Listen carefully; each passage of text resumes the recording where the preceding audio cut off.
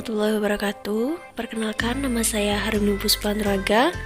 Kami dari kelompok 2 akan menjelaskan tentang materi yang berjudul Pembangunan Ekonomi dalam Perspektif Islam, di mana untuk materi poin pertama akan dijelaskan oleh rekan saya Rian Akbar, kemudian dilanjutkan oleh Rizky Ade Prasetyo, kemudian ada Wawa Zahwa, dan materi untuk poin terakhir itu akan dijelaskan oleh saya sendiri. Baiklah, kita masuk pada materi poin pertama yang akan dijelaskan oleh Rian Akbar.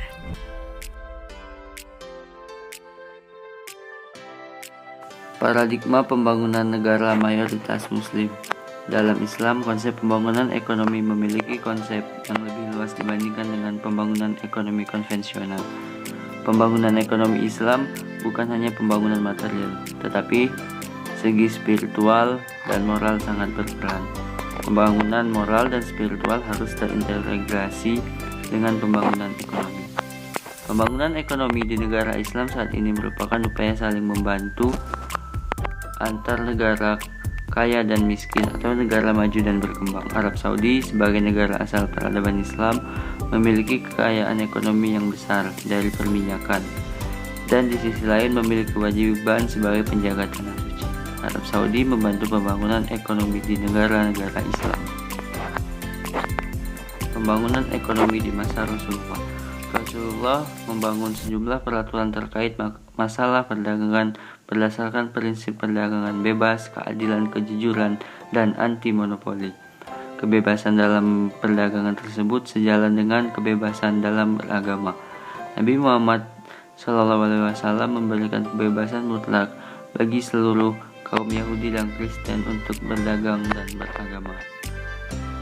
Rasulullah membuat Piagam Madinah. Piagam Madinah dikenal sebagai Konstitusi Madinah, merupakan dokumen yang disusun oleh Nabi Muhammad SAW yang merupakan suatu perjanjian formal antara dirinya dengan semua suku-suku dan kaum penting Yastrib pada tahun 622 Masehi. Piagam Madinah. Piagam Madinah berisi 47 pasal yang mengatur kehidupan bersama warga bangsa di Madinah. Perjanjian Madinah atau Mistaq al-Madinah merupakan bukti autentik dalam sejarah peradaban Islam bahwa negara pertama yang didirikan Nabi Muhammad SAW ialah negara Madinah dengan kesepakatan atau perjanjian. Adapun 5 isi Piagam Madinah saya ambilkan. 1. Sesungguhnya mereka satu umat, berbeda dari komunitas manusia lain. Kedua, kaum Muhajirin dan Quraisy sesuai keadaan kebiasaan mereka bahu-membahu membayar uang tebusan darah di antara mereka yang membayar tebusan tawanan dengan cara baik dan adil di antara mukminin. Bani Auf sebagai keadaan kebiasaan mereka bahu-membahu membayar uang tebusan darah di antara mereka seperti semula. Dari suku membayar tebusan tawanan dengan baik dan adil di antara mukminin. Jadi Piagam Madinah menjadi landasan konstitusi sekaligus pengikat nilai dan moral yang ada dalam masyarakat Madinah. Penyusunan naskah Piagam Madinah juga melibatkan seluruh komponen masyarakat Madinah saat itu. Maka tentu saja nilai di dalamnya ada nilai-nilai demokrasi yang terkandung. Nilai demokrasi yang terkandung dalam Piagam Madinah adalah persamaan, kebebasan, hak asasi manusia, musyawarah, dan toleransi. Assalamualaikum warahmatullahi wabarakatuh. Saya Rizky Ade Prasetyo, anggota dari kelompok 2 yang ingin menjelaskan materi tentang pembangunan ekonomi di masa Khulafaur Rasyidin. Khulafaur Rasyidin adalah 4 pemimpin yang meneruskan kepemimpinan Muhammad setelah beliau wafat.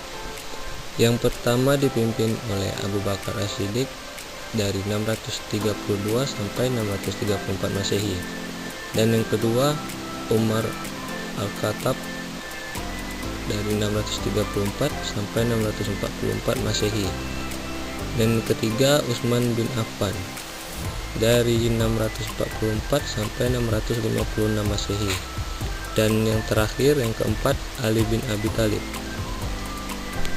Penjelasan Berikutnya akan kita dijelaskan di slide berikut. Baik, di sini kita akan menjelaskan pemimpin yang pertama, yaitu Abu Bakar As-Siddiq. Abu Bakar As-Siddiq pada hari pertamanya terpilih langsung untuk melakukan tinjauan langsung ke pasar.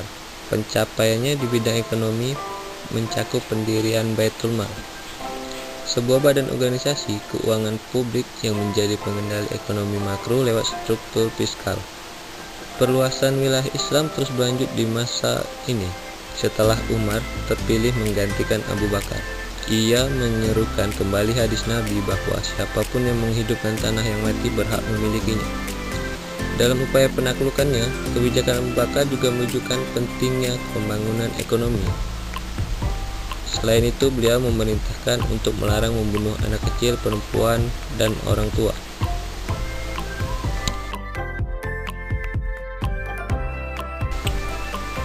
Lanjut, setelah usai dari masa Abu Bakar Siddiq, pemimpin kedua yaitu Umar bin Khattab atau Umar Al-Khattab. Khalifah Umar Al-Khattab membangun lebih lanjut Baitul Mal dengan melakukan sistematisasi proses fiskal.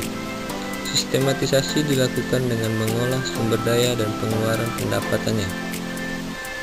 Sumber pendapatan diperluas, bukan hanya sedekah, zakat, ghanimah, dan jizyah atau yang lain-lain. Umar juga membangun peraturan terkait model transaksi perdagangan yang mengatur lebih lanjut untuk mengenai pertukaran sehari-hari berbasis iman dan amal. Dalam masa pemerintah Umar juga sempat terjadi wabah kelaparan. Terkait perpajakan, Umar tetap tidak ingin menarik pajak dari umat muslim.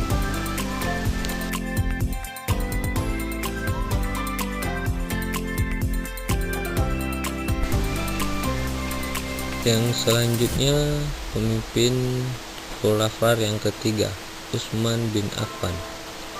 Khalifah ketiga yaitu Utsman bin Affan. Nama lengkapnya ialah Utsman bin Affan bin Abil As bin Umayyah dari suku Quraisy. Ia memeluk Islam karena ajakan Abu Bakar dan menjadi sahabat dekat Nabi Muhammad SAW. Salah satu kedermawan Utsman yaitu membeli sumber mata air, sumur Raumah, dari orang Yahudi yang disedekahkan untuk seluruh kaum muslimin ketika mendapati musibah dalam kesukaran air di kota Madinah. Utsman adalah orang yang menuliskan wahyu yang diturunkan Allah pada Rasul pada masa pemerintahan Abu Bakar hingga sampai pada zaman pemerintahan Umar. Utsman tetap menjadi penulis yang utama. Utsman dipercaya untuk memegang kumpulan surat-surat penting dan rahasia-rahasia besar. Masa pada Khalifah yang keempat atau yang terakhir pada Ali bin Abi Thalib memerintah menggantikan Utsman. Ali ibnu Abi Thalib ibnu Abdul Muthalib ibnu Hashim. Asli nama dari Ali bin Abi Thalib. Ali adalah putra Abu Thalib, paman Rasulullah. Nama ibunya adalah Fatimah. Ali dilahirkan 10 tahun sebelum Nabi SAW yang diutus oleh Allah menjadi Rasul. Pengetahuannya dalam agama Islam sangat luas. Karena dekatnya dengan Rasulullah, beliau termasuk orang yang banyak meriwayatkan hadis Nabi. Keberaniannya juga masyhur. Dan hampir seluruh peperangan yang dipimpin Rasulullah, Ali senantiasa berada di barisan terdepan. Ketika pada masa kekhalifahan Abu Bakar, Rasulullah selalu mengajak Ali untuk memusyawarahkan masalah-masalah penting. Baiklah, saya di sini Wawazawa akan melanjutkan pembahasan yaitu masa dinasti Umayyah. Kerajaan Islam telah sangat luas dan pemerintah tidak dapat semata bertopang pada sumber penghasilan lama untuk mengelola negara. Masa dinasti Umayyah. Dalam masa dinasti Umayyah, kerajaan Islam telah sangat luas dan pemerintah tidak dapat semata bertopang pada sumber penghasilan lama untuk mengelola negara. Begitu pula hadis yang berbunyi di dalam uangmu terdapat pajak selain zakat, memungkinkan para penguasa dinasti untuk mengumpulkan uang selain dari 4 sumber tersebut. Sementara itu, pembangunan dilakukan dengan ambisius. Pada masa Walid bin Abdul Malik, rumah ibadah, pusat pendidikan, infrastruktur, dan pertanian dibangun dan diperbaiki serta program jaminan sosial dibuat untuk melindungi orang miskin dari meminta-minta. Selain itu, banyak pula dibangun monumen-monumen besar. Selanjutnya, masa dinasti Abbasiyah. Masa dinasti Abbasiyah merupakan masa keemasan bagi ilmu pengetahuan di dunia Islam karena dalam masa ini terdapat gerakan penerjemahan yang intensif atas karya-karya Yunani, India, dan Syirah menjadi bahasa Arab untuk dipelajari. Kekhalifahan Abbasiyah beribu kota di Baghdad yang dibantingi oleh tembok 3 lapis sehingga diberi julukan kota bulat.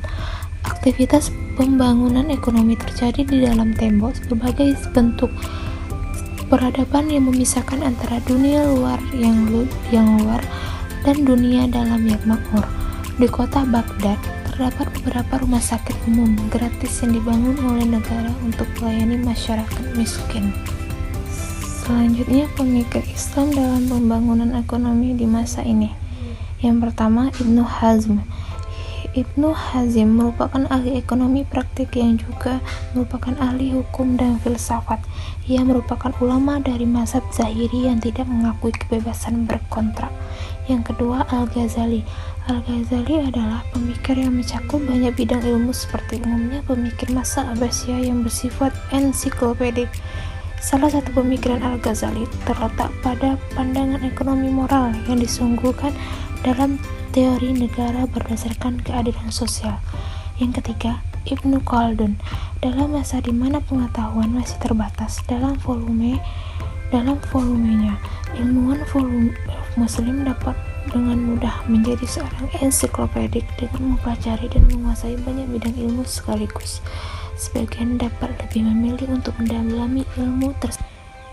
Aspek-aspek membedakan Ibnu Khaldun dengan Adam Smith, tokoh ekonomi barat yang menggunakan asumsi individualis dalam latar ekonomi bebas, sementara Adam Smith lebih berfokus pada masalah ekonomi. Ibnu Khaldun membahas lebih komprehensif dengan mengikutsertakan pembahasan pada politik dan sosiologi. Baiklah, saya Harumni Puspanraga akan menjelaskan poin materi yang berjudul Pembangunan Ekonomi pada Masa Dinasti Utsmani, yaitu pada tahun 1516 sampai dengan 1918.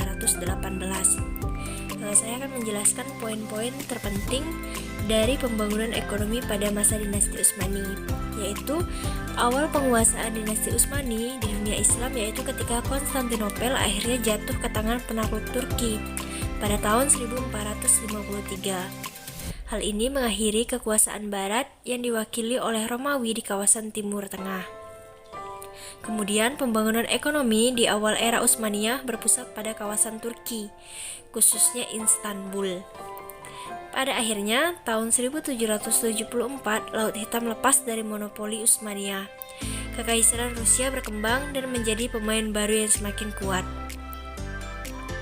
Sementara itu di selatan, Napoleon pada 1798 berhasil menguasai Mesir dan akhirnya Utsmaniyah mengalami kemunduran dengan kekuasaan hanya meliputi kawasan Turki dan Balkan.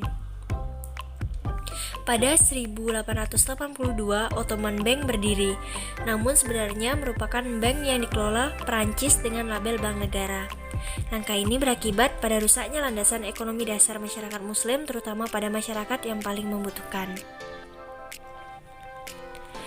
Kemudian pada akhir kekuasaan Utsmaniyah, wacana penyatuan umat Islam telah redup berganti dengan nasionalisme, seiring semakin mengecilnya kawasan kekuasaan Utsmaniyah. Sementara umat Islam terpecah-pecah dan ekonomi dikuasai oleh kapitalisme Eropa. Wacana nasionalisme muncul sebagai semangat baru yang mengkombinasikan antara latar belakang pendidikan barat dan semangat mengembalikan kejayaan Islam. Poin selanjutnya yaitu tentang pandangan ekonomi muslim modern, yaitu yang pertama ada Afzalur Rahman. Afzalur Rahman berpendapat bahwa penghasilan yang diperoleh tanpa resiko yaitu tidak adil. Dalam masalah zakat, Afzalur Rahman berpendapat bahwa tujuan zakat yaitu memperoleh kenikmatan dari Allah dengan jalan mendorong individu untuk menggunakan modal mereka sebaik mungkin untuk memproduksi sehingga mendapatkan lebih banyak kekayaan dan karenanya lebih banyak lagi zakat. Pandangan ekonomi yang kedua yaitu ada Abdul Hamid Al-Ghazali. Menurut Abdul Hamid Al-Ghazali, tujuan dan produksi sumber daya diarahkan pada pembangunan manusia dan hanya bermanfaat sebagai alat mencapai tujuan, bahkan tujuan itu sendiri. Zakat dapat digunakan untuk meningkatkan partisipasi dalam produksi dalam pembangunan manusia secara ekonomi. Pandangan ekonom muslim selanjutnya itu ada F.R. Faridi. Ia memandang pentingnya peran pemerintah dalam ekonomi. Apa sih peran pemerintah dalam ekonomi yang dimaksud? Yaitu peran pemerintah yaitu membuat target untuk berbagai variabel seperti simpanan agregat ataupun target ketenaga kerjaan. Kemudian ada Ikram Azam. Menurut Ikram Azam, masa kekhalifahan selama 1 milenium merupakan kondisi ideal ekonomi Islam.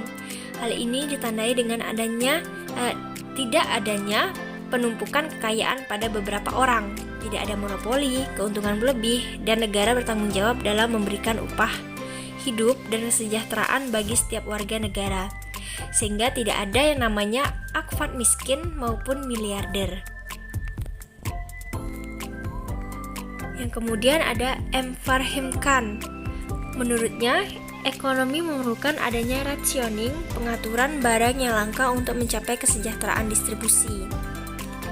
Menurut Khan, rationing harus berdasarkan catatan kredit klien dan sifat kebutuhannya. Dalam penelitiannya, Bank Islam tidak ada yang memberikan pinjaman konsumsi bebas bunga.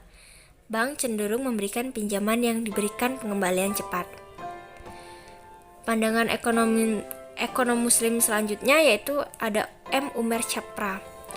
Chapra mendefinisikan ekonomi Islam sebagai cabang pengetahuan yang membantu merealisasikan kesejahteraan manusia lewat alokasi dan distribusi sumber daya langka yang sejalan dengan ajaran Islam tanpa mengekang kebebasan individual atau menciptakan ketidakseimbangan makroekonomi dan ekologi secara berkelanjutan.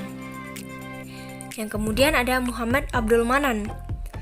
Manan mendefinisikan bahwa ekonomi Islam sebagai ilmu sosial yang mempelajari masalah-masalah ekonomi masyarakat yang terikat oleh nilai-nilai Islam.